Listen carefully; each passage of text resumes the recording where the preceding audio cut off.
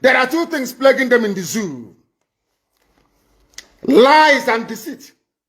If not for the coming of IPOB, of Radio Biafra, all of you would have lived and died in the ignorance that Ojukwu caused a war.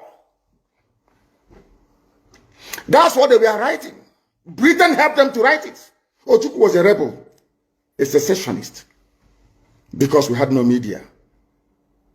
That is why they're paying Facebook billions upon billions of US dollars to stop this truth from coming out. Did Ojukwu cause any war? Gowon is alive, go and ask him. Did Ojukwu cause any war? Ojukwu went and negotiated restructuring with you in Aburi. You came back, Britain told you not to agree because Britain realized that all the component units of Britain knows that if you go back to regionalism, you have economic growth. The country will do very well. But Britain doesn't want it. That was why they even instigated the Nzogwu coup, so-called Nzogwu coup, saying they will bring Awolowo to become the head of state. They knew what was going to happen.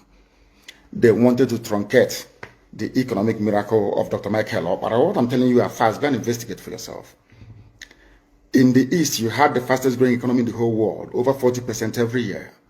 In the West, Awolowo was performing his own miracle as well. Even in the North, Ahmadu Bello and Tafawa Balewa were doing very well. You had all those massive industries in the North.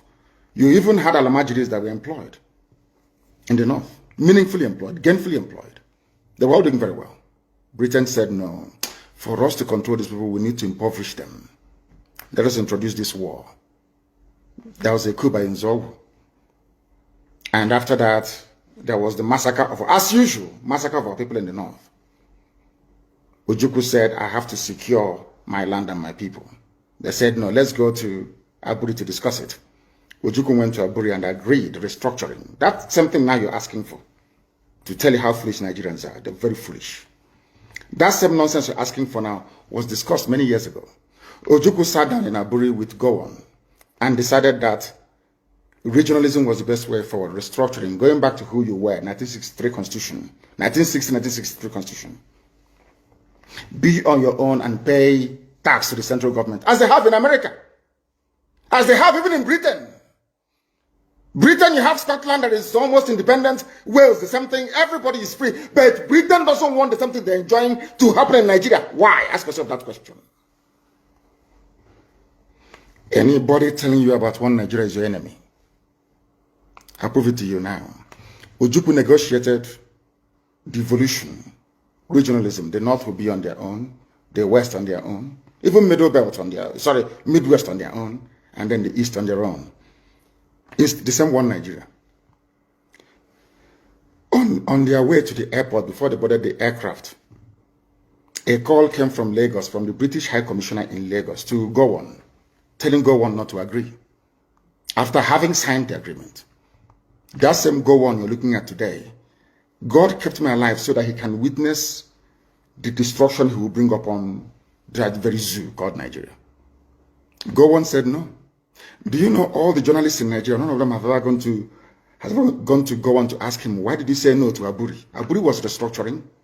None of those agitating for restructuring right now has ever gone to Gowon or gone to Nigeria to say, but Ojukwu negotiated restructuring. What happened? They came back and they said no. Ojukwu said, okay, so you want to continue to kill my people all over the place? No. Because of that, I'll declare Biafra. Today, they have brainwashed all of you with the perverse notion and thinking that somehow Ojukwu is responsible for causing a war, when opposite is the case. If not now, that after many years of hammering on this very topic, it has now sunk into the skull of the people that Gowon was the aggressor, not Ojukwu. That's how Nigeria is, always blaming the victim. And we lost over 5 million people during that very genocidal war. They killed over 5 million Biafrans. They wanted to wipe us away from the face of this very earth. But we survived it, and we are here today. Those they gave birth to, they have come.